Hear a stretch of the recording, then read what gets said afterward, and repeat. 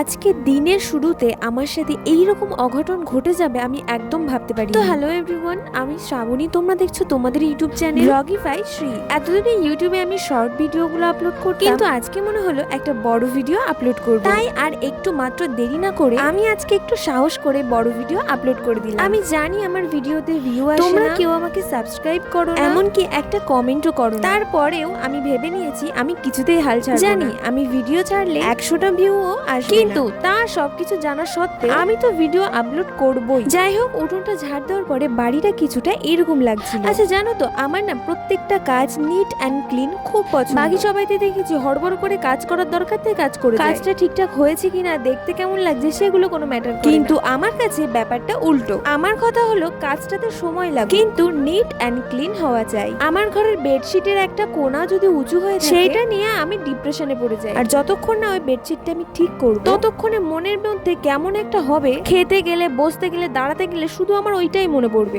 তো আমি কিছুটা এরকম একটু পাগল টাইপ। আমার মতো তোমরা কে কে আছো কমেন্টে এসে একটু হাত তোলো প্লিজ। আচ্ছা, আমার ভিডিওগুলোতে কেন ভিউ আসে না বলো তো? মানে কি প্রবলেম আমি ঠিক বুঝতে পারছি না। আমি বাড়িতে যেটুকু কাজকর্মগুলো করি সেইগুলোই আমি তোমাদের দেখানোর চেষ্টা করি। আচ্ছা সেইগুলো কি খারাপ? এখন তো বড়দের সামনে সোশ্যাল মিডিয়া খুলতেই ভয় লাগে। সোশ্যাল মিডিয়াতে এখন সবকিছুই ওপেন। এখন তো যে যত খারাপ কিছু দেখাতে পারবে তার ভিডিওতে তত ভিউ, লাইক, শেয়ার, তাদের ভিডিওগুলোই দেখো ভাইরাল যাচ্ছে। আরে ভালো জিনিসের কদরই নেই এখন। জানি না এখন এরকম কেন হয়েছে। মানে তুমি যত খারাপ ড্রেস পরবে, যত তুমি খারাপ ভাবে চলবে, সোশ্যাল মিডিয়াতে তত তোমার ফলোয়ার্স বেশি থাকবে। কেন বলো তো? আসলে তোমরা ভালো জিনিসের কদরই করতে জানো না। আমি বলে দিলাম মিলিয়ে নিয়ে আমার এই ভিডিওতে 100টা পর্যন্ত ভিউ উঠবে, আর লাইক ওই 1টা থেকে 2টো হবে। আমি বহুবার ইউটিউবে ভিডিও পোস্ট করেছি, বেশ কিছুদিন ভালোই ভিউ চলতো। ও মা, 2-3 দিন পর দেখি আর ভিউ ওঠে না। মানে মানুষ দেখেই না, একদম জিরো ভিউ। তারপর তো আমি ভীষণ পরিমাণে ডিমোটিভেট হয়ে যাই। এক প্রকার কষ্ট পেয়ে আমি ইউটিউব ছেড়ে দিয়েছিলাম। ইউটিউবটা ছাড়ার পরে আমি ইউটিউবকে ভীষণ মিস করেছি। তারপরে আমি আবার ভিডিও করা কন্টিনিউ করে দিয়েছিলাম। তারপর থেকে এইভাবেই চলছে। ওই 200 কি 300 জন মানুষ দেখে। যাই হোক,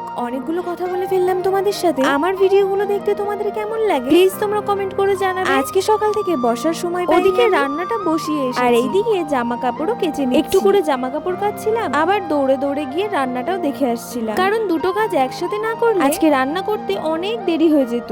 বাবা ওদিকে আবার কাজ থেকে 1:30-2টোর মধ্যে বাড়ি চলে আসে, তাই আর কাজ করি আর না করি রান্নাটা আমাকে আগে কমপ্লিট করে নিতে হয়। কিন্তু সকাল থেকে আমি এত কাজ করেছি যে আগে রান্না করে নেওয়ার সময়টা আমি পাই। আজকে কি কাজ করব আগের দিন রাত্রে শুয়ে শুয়ে আমাকে ভাবতে হয়। তো কালকে রাত্রে আমি শুয়ে শুয়ে ভাবলাম যে সকালবেলা ঘুম থেকে উঠে বাসি কাজগুলো করে আগে রান্নাটা করে নেব। তো যেটা ভাবি ঠিক তার উল্টোটা। এই দেখো, এইটা আমার সাথে না হলেই নয়। মানে যত রাজ্যের খারাপের সবকিছু এই আমার সাথেই হতে হয়। ভগবান চোখে শুধু খারাপের সময় আমাকেই দেখতে পায়। প্রত্যেক দিন আমার সাথে কিছু না কিছু একটা খারাপ হবেই। এই কাঁচা জামা কাপড়গুলো আবার ধুলো ময়লা মেখে একসাথে, এইগুলো আবার নতুন করে ধুতে হবে, ধুয়ে সেগুলোকে আবার নতুন করে মেলতে হবে। তার আগে যে দড়িটা ছিঁড়ে গেছে সেই দড়িটা ভালো করে বেঁধে নিতে হবে। দড়ি পরে বাঁধবো, আগে যে নোংরা মাখা জামা কাপড়গুলো সেগুলো আগে চলো ধুয়ে। মানে কিরকম লাগে জাস্ট ভাবো, কাঁচা ধোয়া জামা কাপড় নাকি আবার পরিষ্কার করে ধুতে হচ্ছে। ওই উঁচুতে আমি হাত পাবো না বলে বুনুকে আমি ডেকে নিয়েছিলাম। হ্যাঁ, বুনু আমার থেকে অনেক লম্বা, তাই আমি দড়ি বাঁধতে একটু ওর হেল্প নিয়েছিলাম। ঝটপট দড়ি বেঁধে সামনে জামা কাপড়গুলো মেলে দিয়েছিলাম। যেহেতু অনেক কাচাকুচি করেছি তাই বাকি জামা কাপড়গুলো বাড়ির এই সাইডটাতে মেলে দিয়েছি। দেখো তোমরা দেখলেই বুঝতে পারবে যে এই সাইডে একটুও রোদ পড়ে না, কিন্তু কিছু করার নেই, এখানেই মেলতে হবে। তাতে রোদ পড়ুক ছাই না পড়ুক। আরে